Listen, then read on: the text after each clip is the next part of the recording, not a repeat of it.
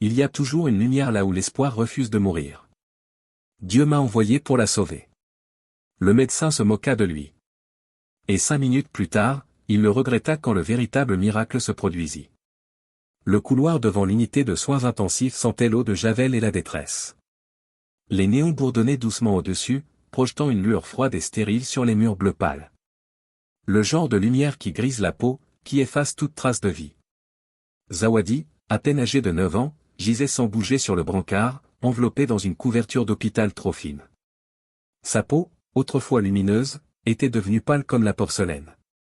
Ses cils noirs reposaient sur ses joues, immobiles. Son corps ne réagissait plus depuis près de 2 heures.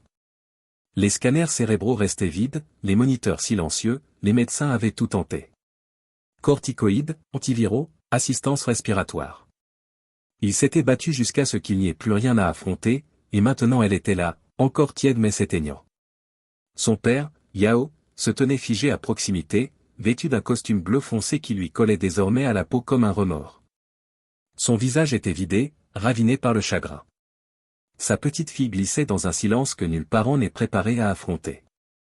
Elle s'était battue plus vaillamment que bien des adultes, dit le médecin traitant. Un homme de haute taille, vêtu d'une blouse blanche impeccable. Son badge indiquait « Docteur Maleko ». Il croisa les bras et poussa un soupir censé paraître professionnel, mais qui sonnait creux. On a tout essayé. Je suis désolé.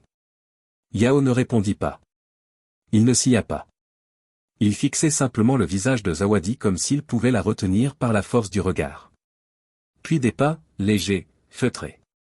Tous se retournèrent. Un petit garçon noir d'environ 7 ans, vêtu d'un t-shirt terreux et d'un pantalon usé, entra lentement dans le couloir. Personne ne le reconnut.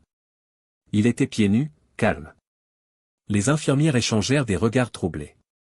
L'une d'elles fit un pas vers lui, mais s'arrêta aussitôt. Le garçon n'avait pas l'air perdu. Il n'avait même pas l'air inquiet. Il passa la réception sans un mot. Il franchit les panneaux d'urgence, ignora le personnel stupéfait, et s'arrêta près du brancard de Zawadi. Yao fit un geste instinctif pour protéger sa fille, mais le garçon leva les yeux vers lui, rempli d'une certitude paisible, et dit « Dieu m'a envoyé pour la sauver ». Les mots restèrent en suspens comme un éclair silencieux. Le docteur Maleko laissa échapper un grognement brusque. « Qu'est-ce que c'est que ça » lança-t-il sèchement. Son sourire trahissait plus d'agacement que d'humour. « Sortez ce gamin d'ici. » Le garçon ne broncha pas.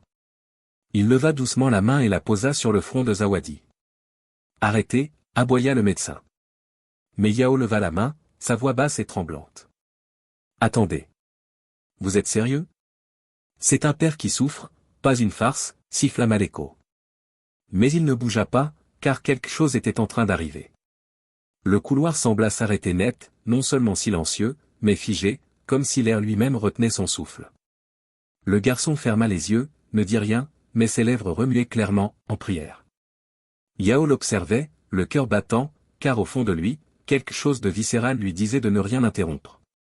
Le docteur Maleko, les bras toujours croisés, laissa échapper un autre rire, plus discret cette fois, teinté d'un doute nerveux. C'est ridicule. C'est une farce.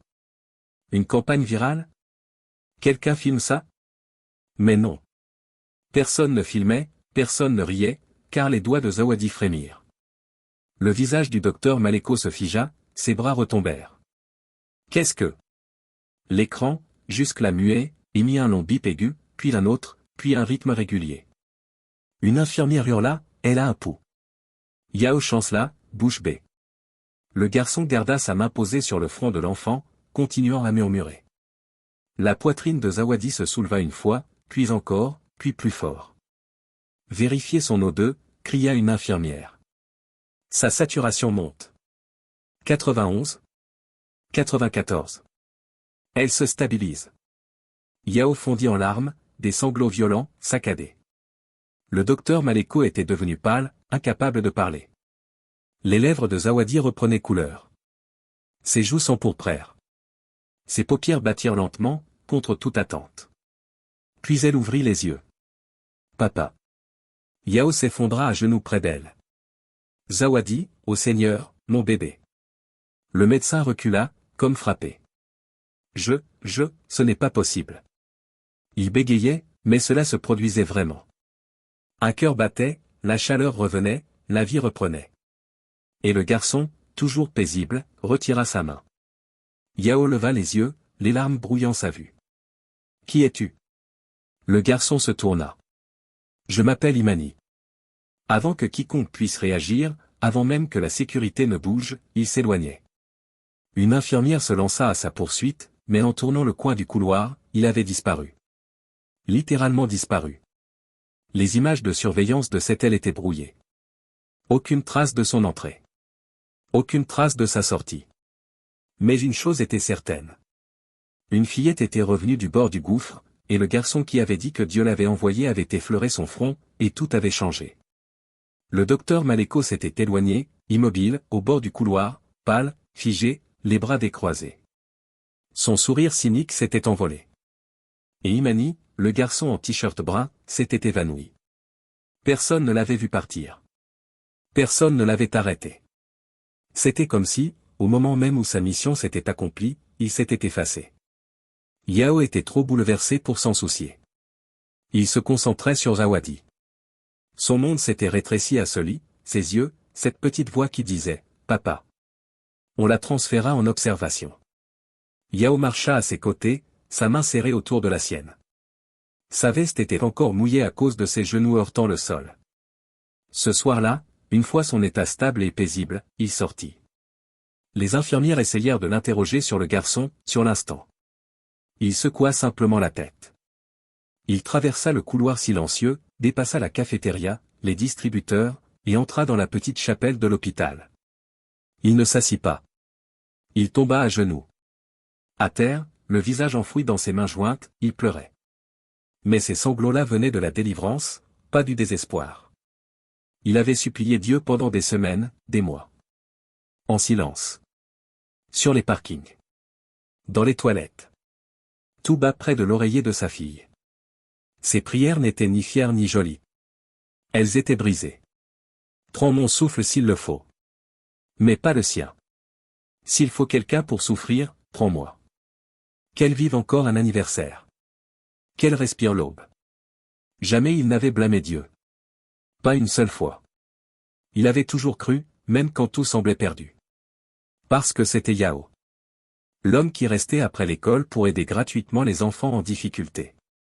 Celui qui apportait du café aux infirmières et retenait leurs prénoms. L'homme qui tenait la main d'autres parents éplorés aux soins intensifs, même alors que sa propre fille s'éteignait. Il était celui qui donnait, même quand il ne lui restait plus rien. Et peut-être que Dieu l'a entendu. Peut-être que cette nuit-là, le ciel s'est entrouvert, juste assez pour laisser passer quelque chose. Un petit garçon pieds nus, au regard calme, un messager, un miracle. Au matin suivant, l'hôpital était en ébullition. La rumeur s'était déjà propagée. Le personnel murmurait à propos de l'enfant. Certains y croyaient, d'autres doutaient. D'autres encore parlaient de science, de coïncidence, de hasard. Le docteur Maleko, pourtant, demeura muet. Il restait devant la chambre de réveil de Zawadi, les bras ballants. Ses yeux fixaient Yao qui donnait à sa fille des cuillerées de fruits. Tous deux riaient à voix basse. Plus tard dans la journée, le docteur Maleko demanda un transfert. Pas de discours, pas de cérémonie. Il s'en alla simplement. Yao, de son côté, fut sollicité par des journalistes, des blogueurs, des caméras. Il refusa tout. Je n'ai pas besoin que le monde sache, disait-il. J'avais seulement besoin qu'elle vive. Mais Awadi, elle, se souvenait. Papa, dit-elle un soir. 2 semaines plus tard, je l'ai revu. Tu as revu qui, mon trésor? Le garçon, Imani, il était là. Au crépuscule, le cœur de Yao manqua un battement. Il m'a tenu la main, dit-elle en touchant sa poitrine. Il m'a dit que tu avais besoin que je reste. Et Yao s'écroula de nouveau. Il la serra fort, sans poser de questions. Lors de sa sortie, une infirmière lui remit un mot plié. On l'a trouvé sur son ancien brancard, expliqua-t-elle. À l'intérieur. Griffonné d'une écriture tremblante, il y avait ces 4 mots, Dieu a entendu ta prière. Imani ne fut jamais retrouvé, ni dans les dossiers de l'hôpital, ni dans les fichiers de la ville, ni même sur les vidéos des caméras.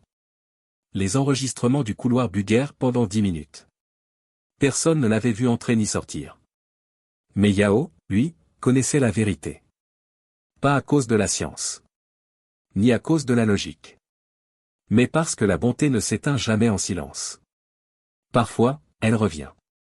Et quand elle revient, elle marche pieds nus, parle bas et fait battre les cœurs oubliés. Si cette histoire vous a touché, pensez à cliquer sur j'aime et à vous abonner pour découvrir d'autres récits profonds, poignants et mystérieux. Et dites-nous en commentaire depuis quel pays vous nous lisez. Nous sommes heureux de vous lire. Jusqu'à la prochaine fois, restez bienveillants, restez curieux, et gardez les yeux ouverts.